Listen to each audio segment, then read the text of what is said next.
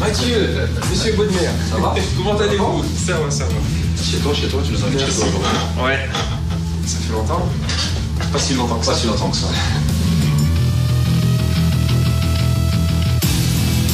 Avant de revenir sur le début de ta carrière, j'ai une question. Sur le penalty de Nantes, dis-moi, tu nous expliques ce qui s'est passé. Ouais, je me suis fait avoir par la fois il a bien joué le coup. J'étais obligé.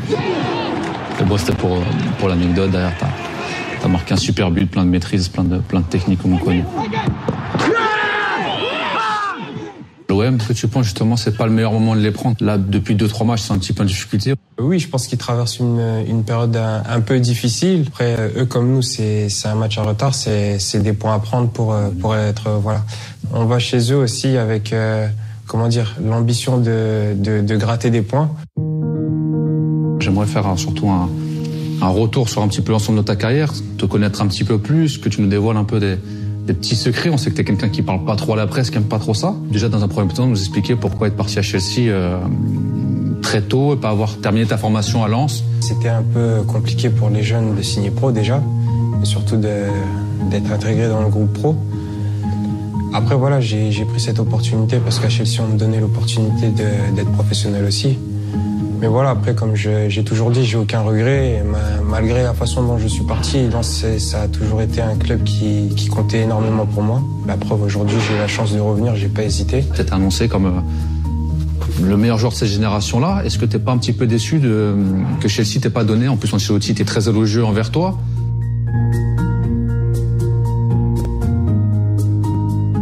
Qu'est-ce qui s'est passé pour pas que tu aies 100, 200 matchs avec eux, j'ai envie de te dire? Ouais, il y a quand même une part de déception. Comme j'ai toujours dit, il y a ma part de responsabilité comme celle de Chelsea.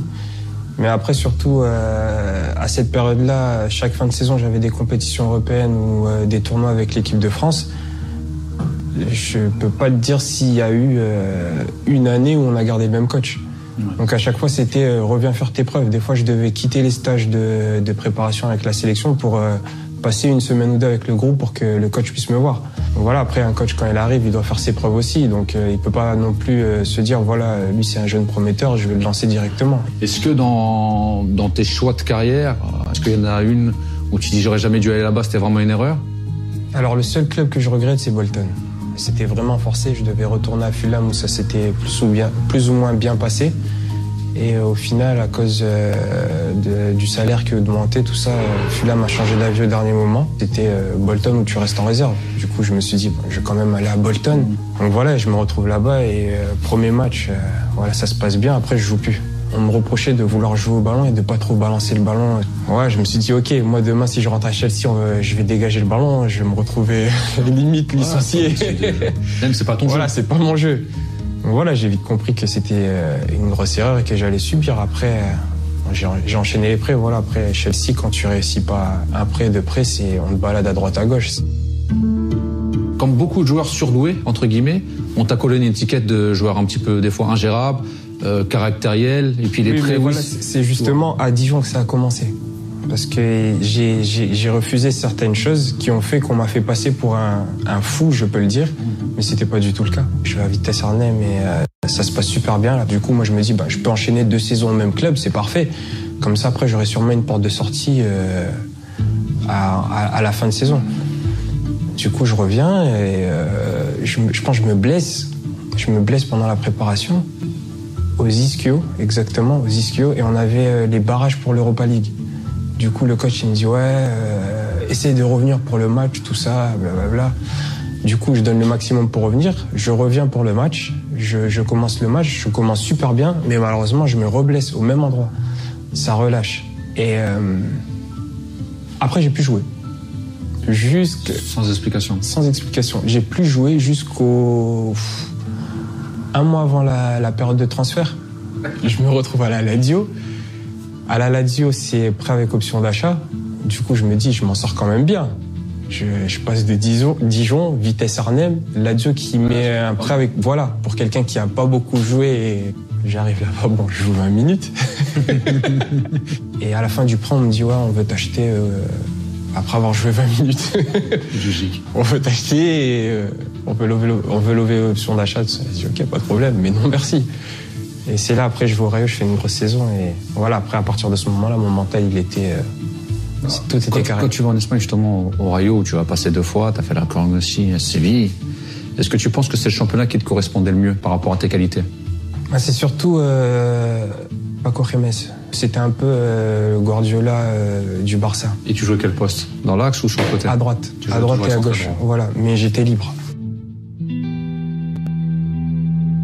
Moi, pour être honnête, quand tu as été à Séville, j'étais content parce que c'était un club quand même qui joue l'Europa League, qui l'a gagné régulièrement.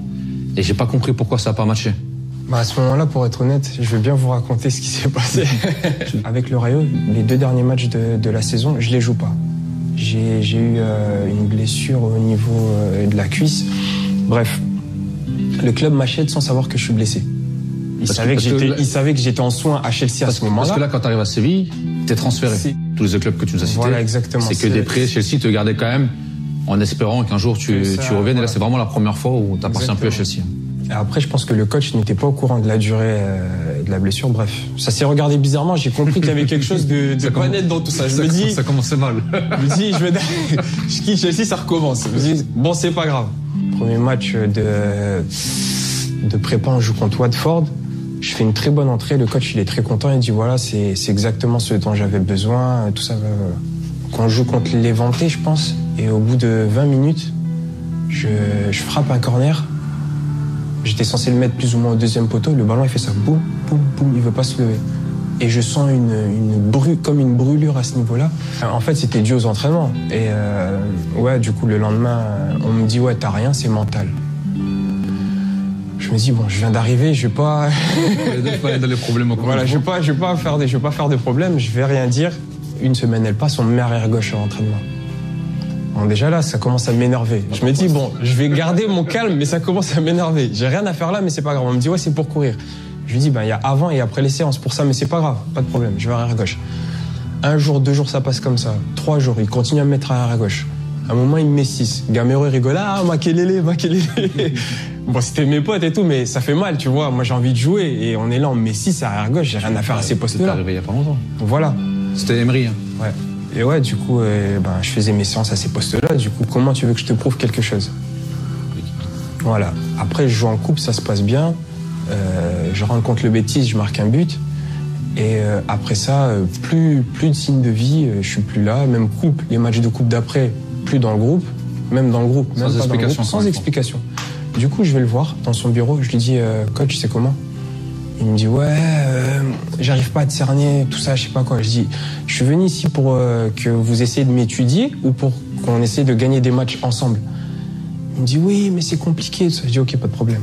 Je lui dis, est-ce que vous voulez que je change quelque chose au niveau des entraînements? Ou il me dit, j'aimerais que tu sois plus ouvert avec les autres, tout ça, blablabla. Poum. Après, comment c'est satisfait des entraînements, tout ça, les entraînements, ils passent et tout. Mais malgré ça, je joue toujours pas. Pour lui envoyer un petit message, on est obligé d'aller voir les matchs. Je vais pas au match. Il me dit, ouais, pourquoi t'es pas venu? Je lui dis, j'étais occupé. Tu vois, je le regarde, je joue un petit peu au coin avec lui. Pour le faire parler, pour voir ce qu'il veut vraiment de moi. Voilà. Il me dit, ouais, non, t'es payé pour soutenir tes coéquipiers. Je dis, je suis payé pour jouer au foot, pas soutenir mes coéquipiers. Et tout ce que vous m'avez demandé, je l'ai fait et je l'ai bien fait. Et à ce moment-là, je pars. Pourquoi? Parce que quand je quitte Chelsea, je baisse mon salaire de 70%. Et ouais, du coup, après Séville, quand je vais à Séville, il y a d'autres clubs qui me proposent 100 fois plus. Mais je me dis, voilà, si j'ai réussi à Séville, demain, c'est les grands clubs. Sportivement, c'était intéressant. C'était très intéressant, mais surtout, ça avait marché la première fois. Je me suis dit, si ça marche là, je retourne soit à Chelsea ou dans un autre grand club. Et après, je me suis fait balader. Je me suis dit, mais voilà, moi, je viens d'avoir un enfant. Je vais pas m'amuser à donner tout mon argent à droite à gauche. Je vais aller récupérer mon argent, la raison pour laquelle je suis allé en Chine. C'est ce que je veux dire, donc c'est pour ça que tu pars en Chine. Oui. Et expérience exotique un petit peu. Est-ce que tu as aimé le championnat chinois? Tu peux nous en parler parce que c'est un championnat qu'on ne suit pas en France. C'est spécial. C'est spécial. Si je pourrais même dire le niveau plus ou moins CFA, mais je pense que c'est évolué depuis. Ça allait, mais après c'est vite passé. Je suis resté 10 mois. Corone, je sais pas comment ça se passe, la vérité. Je vais pas te mentir, c'était pour quitter la Chine quand je suis arrivé. C'était juste comme ça. Juste pour... C'est pour ça que je suis passé directement à Amiens. Non, moi j'avais oublié que j'étais passé là-bas. Je voulais juste partir de la Chine. Je voulais juste qu'on me voit rapidement pour on se dise ouais, c'est bon. Et puis au final, tu signes à Amiens, choix sur le papier un peu surprenant. Amiens s'est promu. J'ai fait le bon choix parce que voilà, moi je suis un joueur d'équipe, je suis pas un individualiste. Du coup, comme tu as pu le voir, la première année ça s'est super bien passé pour nous. On avait un vrai groupe. La deuxième année on avait une meilleure équipe, enfin des meilleurs joueurs, on va dire. Exactement. Mais on n'avait pas d'équipe. La raison pour laquelle ça s'est passé comme ça. Tout à fait. Mais aujourd'hui, on voit qu'avec Lens, là, sur les 6 premiers mois qui viennent de se passer, justement, tu as des stats, pas dire extraordinaires, mais très très bonnes. Pas que grâce au penalty, parce qu'il faut toujours les marquer. Mais même dans le jeu, l'importance que tu as, c'est est-ce que tu penses que c'est vraiment les 6 premiers mois les plus accomplis, les plus aboutis de ta carrière? Oui, parce que aujourd'hui, comme j'ai dit, moi, je suis plus collectif que individuel, et aujourd'hui, je tombe sur le groupe parfait qui est vraiment parfait pour moi. C'est tout le monde, je dirais, on est prêt à aller à la guerre les uns pour les autres, quoi, en fait. Et c'est top. Du coup, à chaque fois, tu as un joueur qui donne un coup de boost à l'autre, et au final, on donne une image d'une très grande équipe. Gaël, on sait que tu as fait toutes les sélections de jeunes, comme je disais tout à l'heure, champion d'Europe avec les U19. Après, tu as décidé de jouer pour le pays de tes parents, le Congo. Est-ce que dans un coin de ta tête, tu n'as pas un petit regret peut-être de ne pas avoir postulé à l'équipe de France A peut-être à un moment donné? À mon arrivée à Séville, je pensais qu'à ce moment-là, c'était le bon moment. Mais après, voilà, vu la façon dont ça s'est passé là-bas, et la façon dont je suis parti de là-bas aussi, je me suis dit, voilà, il me faut quand même cette expérience internationale, mais j'ai préféré de choisir mon pays d'origine. Et voilà, je regrette pas du tout ma décision. À chaque fois que je mets les pieds là-bas, et c'est la folie. Voilà, c'est la folie. Nous, notre pays, voilà, il souffre beaucoup, et ça leur permet d'oublier pendant 95 minutes, on va dire, tout ce qui se passe là-bas. Et c'est une grosse responsabilité pour nous parce qu'ils comptent énormément sur nous. Après, voilà, je continue à suivre l'équipe de France. J'ai des amis qui sont toujours là-bas. Je suis toujours supporter, mais je suis très bien où je suis. En tout cas, merci Gaël pour tout. Bonne continuation et marque des buts. Merci. On va continuer.